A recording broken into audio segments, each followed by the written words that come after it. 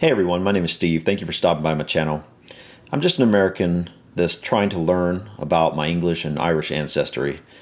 And I had been planning on learning about the Queen here in the next few weeks, but now I just kind of want to go ahead and speed that up a little bit and start learning more about who she was and, you know, see what her role was and, all those things. I don't really know much about the Queen. I don't know much about the monarch. But that's her loss is a huge loss for the world. Everybody knows who the Queen is, but it's an especially big loss for the people of Britain. So before we get started, I'd like to send my condolences to anybody who is British, who happens to be watching this.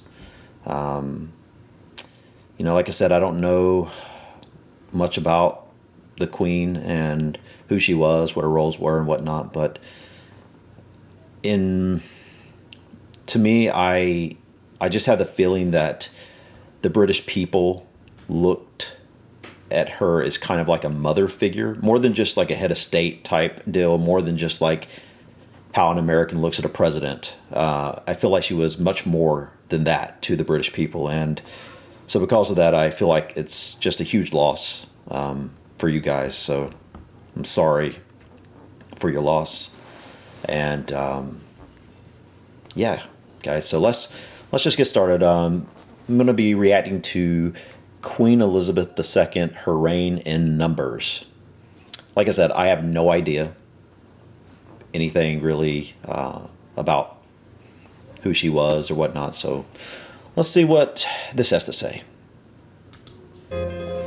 Queen Elizabeth II had an unparalleled reign, the effect of which has been felt across the world. In her record-breaking 7 decades on the throne, 70 years. My goodness. Wow. There's nothing, like when I think about in America, we don't have anything like that. Like, the closest we have to that is career politicians, and generally speaking, you don't want those. You don't want career politicians here in America. They're horrible. But 70 years. Wow. Please leave in the comments. Do the British people, do most British people love the Queen and the monarch? I feel like they do. That's it's kind of what it seems like from an American perspective.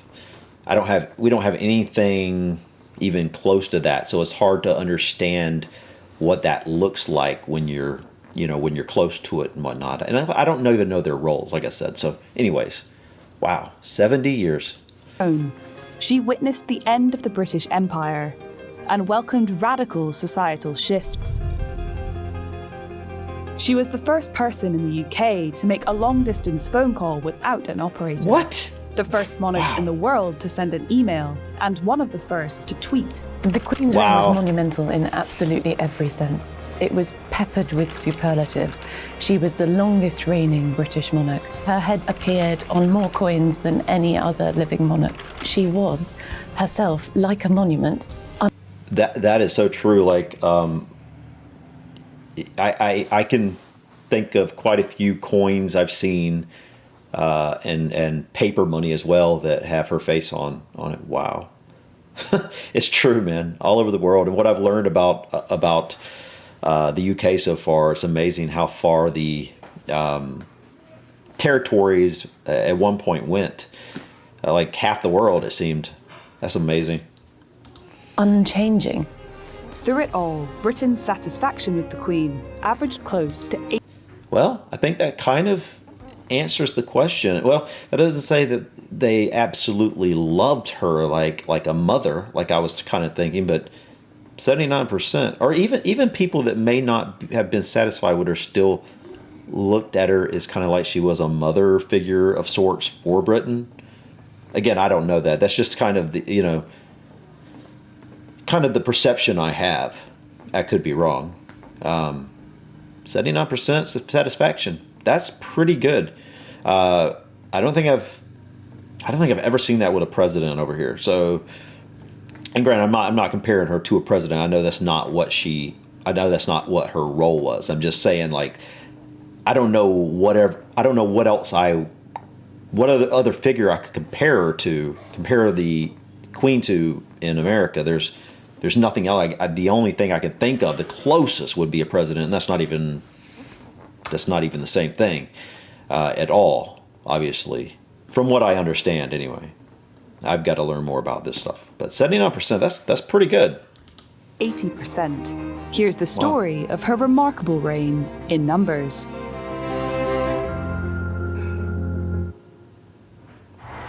Through the gates of Buckingham Palace, Queen Elizabeth II's coronation was on June 2nd, 1953. A beautiful and radiant girl to her coronation. She was only 27 when she formally devoted her life to the crown.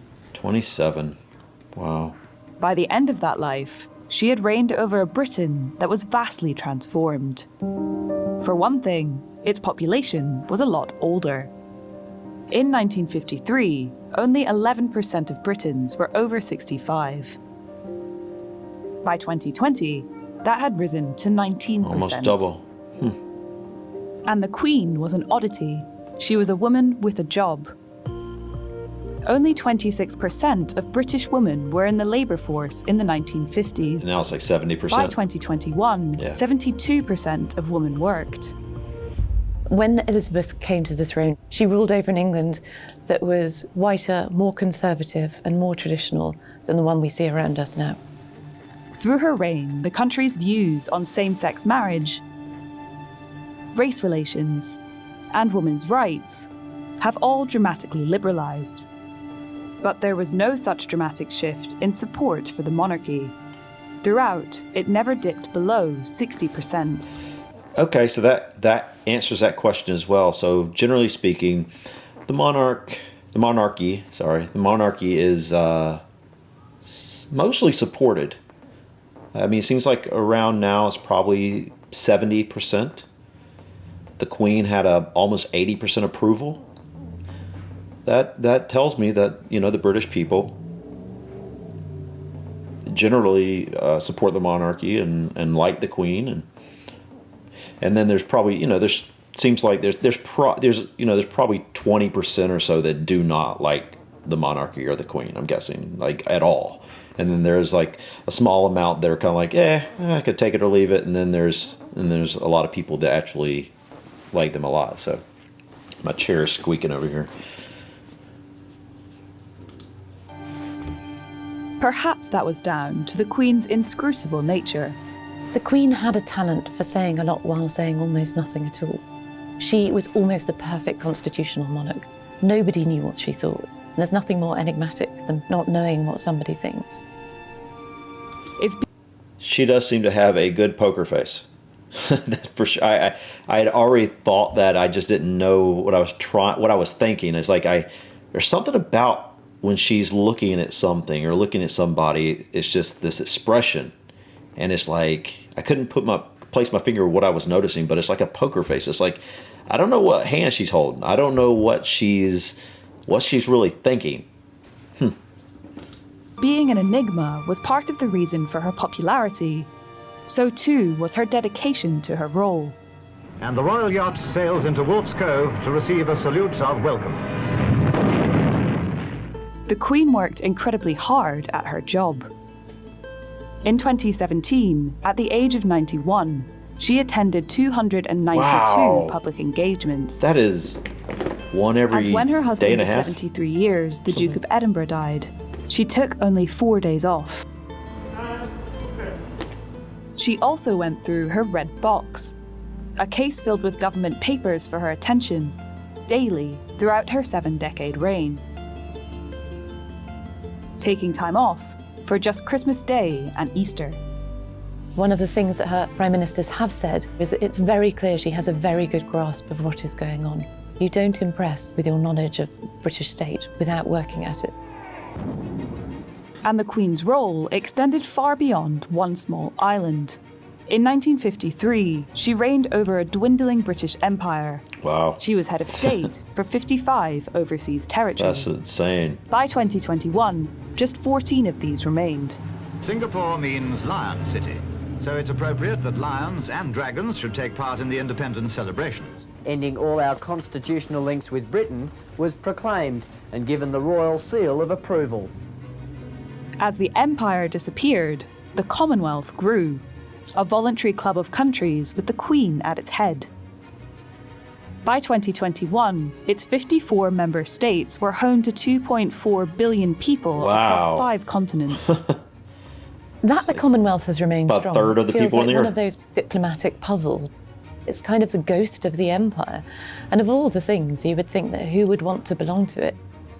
And it was often felt that the thing that was really holding it together was her. In her reign, Elizabeth I wonder what's going to happen now if the glue that held the Commonwealth together was the Queen. It's going to be interesting to see what happens over the next few years. visited almost every Commonwealth country. In fact, travelling to her overseas territories was one of the first things she did as Queen. The 5-month tour takes the royal couple first to Africa, then to Ceylon, Australia and New Zealand. Between November 1953 and May 1954, she visited 14 in an epic tour around the world. Black Star Square, the enormous parade ground in the center of Accra. 7 years later, she visited Ghana. The country was suffering deep political turmoil. The Queen and President Nkrumah first drove past the 5,000 troops. Days before she arrived, bombs were going off in the capital city of Accra. But she went anyway, to a roaring reception. Whatever else is blown into the limbo of history, the personal regard and affection which we in Ghana have for Your Majesty and for Your Royal Highness will remain. Even beyond the Commonwealth, she loved to explore the world. She was probably the most well-traveled monarch in history, visiting over 100 Wow. countries. She met 13 US presidents and 5 popes. But it wasn't just the many people the Queen met whom she made an impression on. The whole world knew who the Queen was. Yeah, that's One of true. the photos that was taken of her that was on the British stamp for decades is thought to have been the most reproduced photograph in history. Her image had appeared on more coins than any other living monarch. For that alone, she was one of the most famous women in the world. I wouldn't say one, probably the She was portrayed in most 100 famous films and TV shows, from the sublime to the ridiculous. Queen, ladies and gentlemen. And a Gallup poll listed her as one of the world's top 10 most admired women 52 times. Wow. That's more than Mother Teresa and Oprah Winfrey combined. Elizabeth II was one of the world's longest reigning monarchs, surpassed only by Louis XIV of France. The numbers behind Queen Elizabeth II's remarkable reign speak for themselves. But perhaps her most enduring legacy is the way in which she ruled. The Queen's stoic devotion to her rule was legendary. It's said that before her coronation, to get used to the immense weight of her crown resting upon her head, she used to practice by wearing it at breakfast. And in a way, she never took it off again. To see more of The Economist's coverage of the death of Queen Elizabeth II, click the link.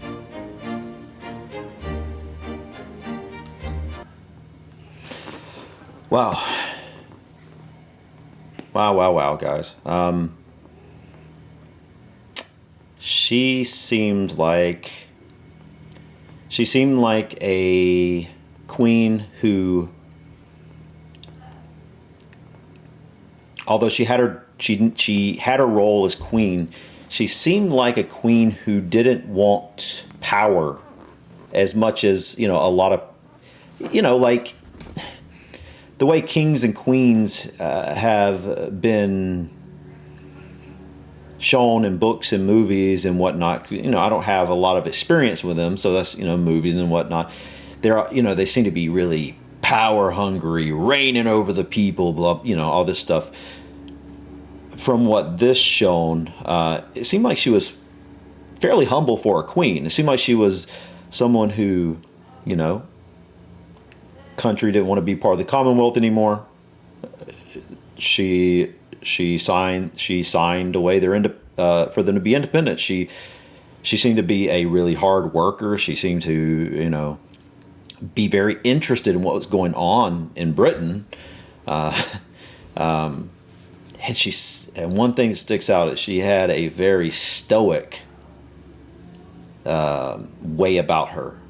That's what I gather here. She was very stoic. She was very, like I said, poker faced is how I would say that. Like, just like she held her cards tight, it seemed like. But yeah, so, and it seemed like the British people liked her. It seemed like they loved her as a whole, and they seemed like they do like the monarchy. We'll see how that goes, I guess Prince Charles is going to be king now, I suppose. See how he does, and see if it's going to be interesting to see how, you know, if the monarchy will be still liked as much as it was when she was ruling. And it's going to be interesting to see how people take to Prince Charles now being, I guess, King Charles. Wow, that is so weird. I'm from America. I barely ever, you know, I've never really had many reasons to mention the Queen. But, you know, saying the Queen or Queen Elizabeth, that sound, you know, that just feels right. It sounds right. But now saying King Charles, which I guess is what that'd be, it doesn't even sound right. It's just so weird. But anyways, guys, thank you for watching.